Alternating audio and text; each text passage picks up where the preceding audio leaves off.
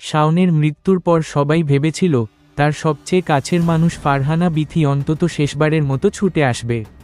কিন্তু অবাক করার মতো সত্য, বিথি একবারও হাসপাতালে বা মরদেহের কাছে হাজির হয়নি। এতে শাওনের পরিবারসহ পুরো মহল্লা জুড়ে নতুন প্রশ্নের ঝড় উঠেছে। শাওনের বড় ভাই ক্ষোভের সঙ্গে বলেন, যে মেয়েকে ভাইটা এত বিশ্বাস করত, সেই মেয়েটাই শেষ দেখা দেখতে এল না। এটা আমরা মেনে নিতে পারছি না। হাসপাতাল সূত্রে জানা গেছে, মৃত্যুর খবর ছড়িয়ে পড়ার পর শাওনের বন্ধুরা অনেকবার বিথির সাথে যোগাযোগের চেষ্টা করে, কিন্তু বিথির ফোন বন্ধ, মেসেজ সিন হয়নি, এমনকি তার সোশ্যাল মিডিয়াও নীরব। স্থানীয়রা বলছেন, ঘটনার দিন বিথির আচরণ ছিল অস্বাভাবিক। কেউ কেউ দাবি করছে বিথি নাকি ইচ্ছা করেই দূরে থাকতে চেয়েছে।